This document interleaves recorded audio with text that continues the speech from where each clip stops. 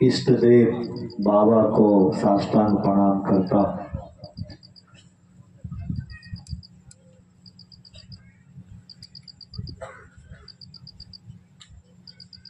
आज मुझे आदेश हुआ है कि कीर्तन महिमा पर कुछ बोलूं। अब से कुछ ही देर पहले स्वाध्याय में कीर्तन महिमा की ही बात कही गई है। भगवान श्री श्री आनंद मूर्ति जी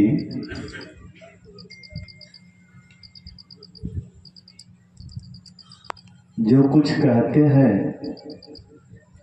वो आप्तवाक है। उसी आप्तवाक को सरल भाषा में कह सकते हैं ब्रह्मवाक्य।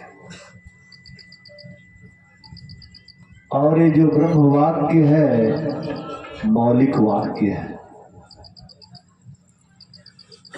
और मौलिकता के मर्म को समझ लेना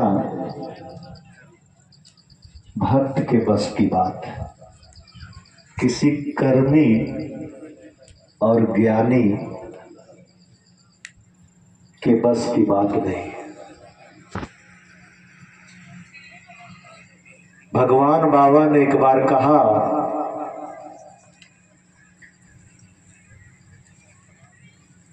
कि समस्त वेदों के सार को गीता कहते हैं और समस्त गीता के सार को जीवन वेद कहते हैं। जीवन वेद के सार को भावी सच कहते हैं और भावी सच के सार को इष्ट मंत्र और गुरु मंत्र कहते हैं।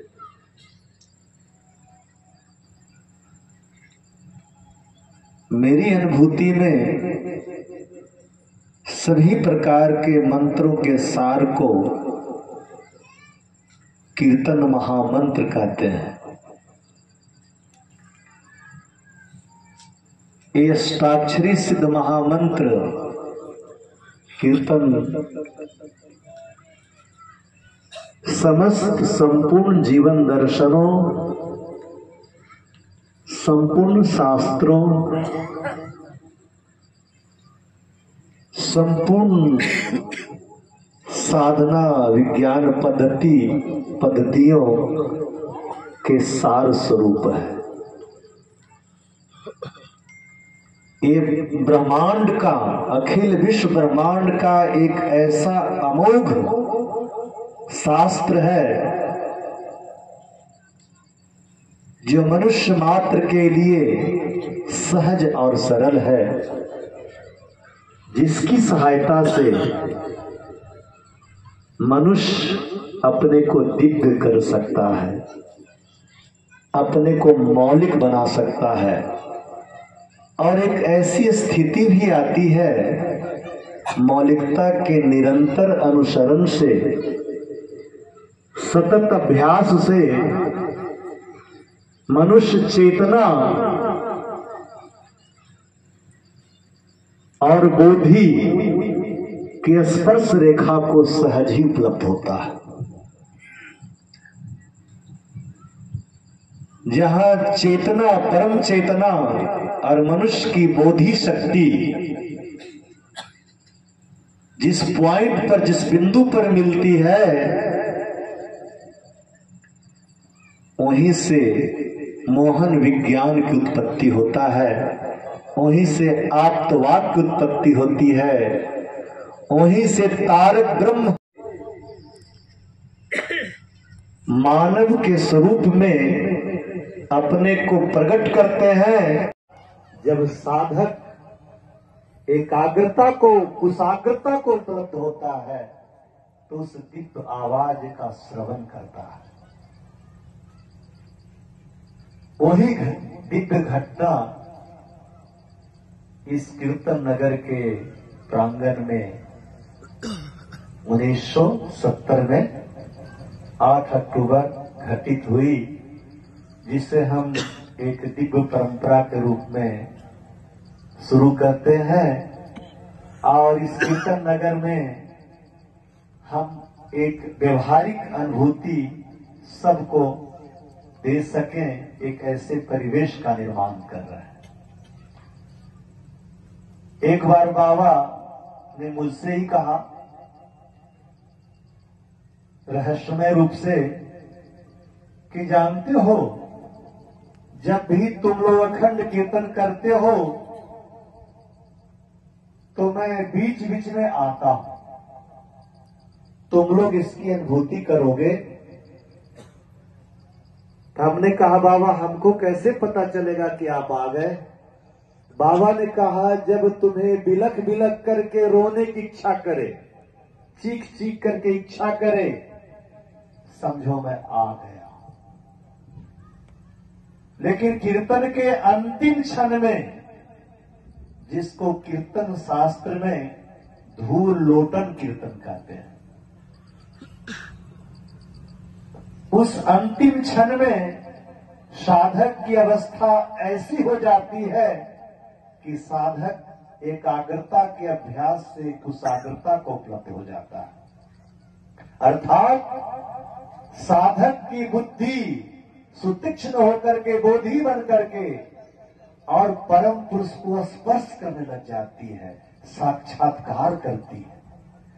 उस अवस्था में साधक की भौतिक और मानसिक अवस्था असंतुलन को प्राप्त करती है। अगर नियमित अभ्यास रहे और एंडोक्राइनोलॉजी, अंतःस्रावी ग्रंथियां, न्यूरो सिस्टम, बायोसाइकिक सिस्टम अगर हमारे शरीर, मन और आत्मा को समर्थन करे, सहयोग करे, तो संतुलित होकर के साधक अब उस उच्चतम अवस्था को सहज ही उपलब्ध होंगे, किसी को पता भी नहीं चलेगा। एक बार हिमालय के प्रांगण में, ये पंजाब के धरती पर किसी भक्त के यहां 3 घंटे का अखंड कीर्तन हो रहा था। उस अखंड कीर्तन के अंतिम क्षण में सारे साधक शुद्ध बुद्ध खो करके कीर्तन में तन्मय मस्त थे, अलमस्त थे।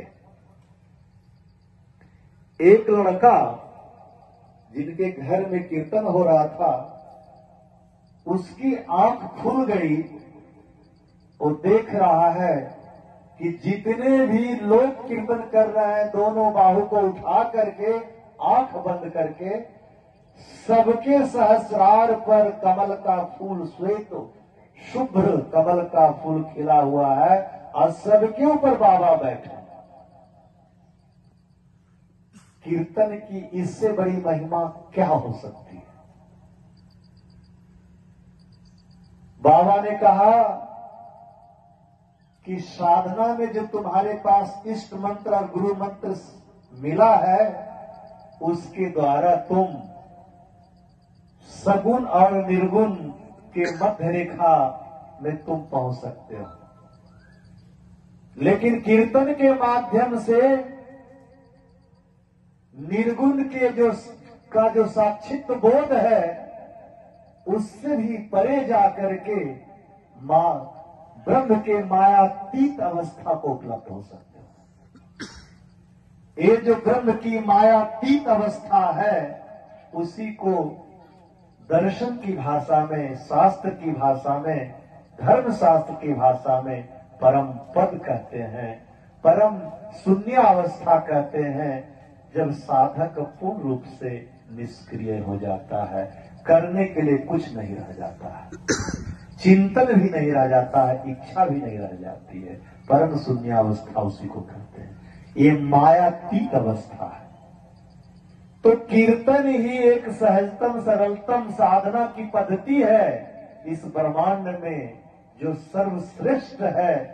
एकमात्र साधना पद्धति है कि साधक को मायाधीन की अवस्था से मायाधीश बना देता है और मायाधीश की अवस्था से मायातीत बना देता है। अर्थात साधक जीव से परम शिव और परम शिव से परम पद को उपलब्ध हो जाता है। बाबा चाहते हैं कि इस पृथ्वी ग्रह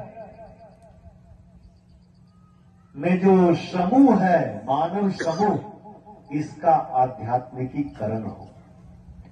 कोई एक ऐसा मनुष्य न रह जाए जो हीन मान्यता से, भीत मान्यता से, नाना प्रकार के जटिलताओं से के बंधन से भरा रहे।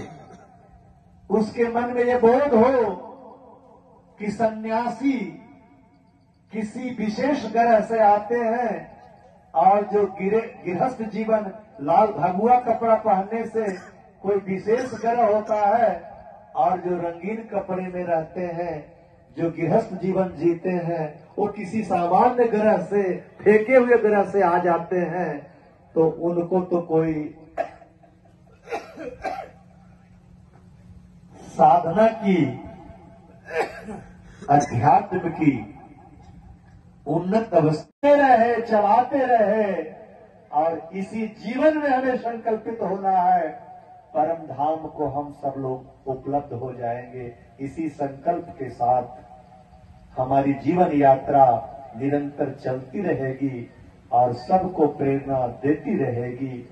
इसी के लिए हम सब बाबा के द्वारा लाए गए हैं, और जब हम लाए गए हैं तो अपने कर्तव्यों को भलीभांति समझ करके करते चलेंगे। कोई ऐसा मनुष्य न रह जाए जिसका जीवन निरर्थक हो जाए, जो अपने जीवन को सार्थक करने का संकल्प नहीं लिया है, अभी से शपथ को याद करके इसी मुहूर्त से अतीत की कालिमा को दग्धबीज करके अपने ज्योतिर ज्ञान के, दिव्य ज्ञान के ज्योति से उसको उद्भासित करके स्वर्ण उज्जवल बना करके चलते रहे, चलाते रहे, एक पल भी बर्बाद न करे, ये बाबा की इच्छा है। आज माध्यम बना करके बाबा यही सबको संदेश दे रहे हैं, और अधिक से अधिक पृथ्वी पर कीर्तन का आंदोलन, घर घर में कीर्तन, हर व्यक्ति कीर्तन करे, सबके स्वरों से, ओठों से, ओष्ठों से बाबा नाम केवलम की ही ध्वनि निकले, यही बाबा की इच्छा है। यही हम लोग को संकल्प होना चाहिए, और यही मुख्यधारा आनंद मार्ग प्रचारक संघ का कार्य है। इसी के लिए दिन रात सर्वांगीण क्षेत्रों में विविध प्रकार के सेवामूलक कार्य हम सब करते रहते हैं, लेकिन सब करने के पीछे यही है कि हम सब कीर्तन की लहर में लहराते रहें। जैसे अभी बाबा ने एक छोटा सा डिमॉन्स्ट्रेशन दिया था, कीर्तन में अंगड़ाइयां ले रहे थे, भाव समाधि में चले गए थे। बाबा का उन्हें दर्शन हुआ, बाबा ने उन्हें बताया, हम सबको बताया कि आज के कीर्तन में मैं तुम लोग से खुश होकर के एसजी दादा के प्रयास से, हमारे प्रज्ञानंद दादा के प्रयास से, चीफ सेक्रेटरी के प्रयास से, अनुरागानंद दादा के प्रयास से, हमारे सभी भाइयों भक्ति कमेटी के प्रयास से, सभी मार्गी बंधुओं के प्रयास से, पूरे विश्व के मार्गियों के प्रयास सहायता से आज जो एक दिव्य परिवेश का निर्माण हुआ, उससे खुश होकर के बाबा अपने सशरीर उपस्थित हुए, माध्यम बना करके, और हम लोग को संकेत दिया कि जब भी जहां भी तुम लोग दिव्य कार्य करोगे, मेरा कार्य करोगे, सत्कर्म करोगे, पुनीत करोगे, मैं वादा करता हूं मैं वहां उपस्थित रहूंगा। और अगर तुम आध्यात्मिक नैतिकता, सहज नैतिकता को का अक्षरशः पालन करते हो, तो तुम अपने मानसिक पवित्रता की वजह तुम उनका दर्शन भी करोगे। यही बाबा की इच्छा है, यही बाबा का संदेश है। आप सब लोगों ने धैर्यपूर्वक सुना, और आयोजक के माध्यम से हमें ये जो सुविधा मिली, उसके लिए हृदय की गहराई से कोटि कोटि प्रणाम कोटि कोटि धन्यवाद ज्ञापन करते हुए आप सबको कोटि प्रणाम कर एक बार पुनः करते हुए मैं अपने वाणी को विराम देता हूं। नमस्कार।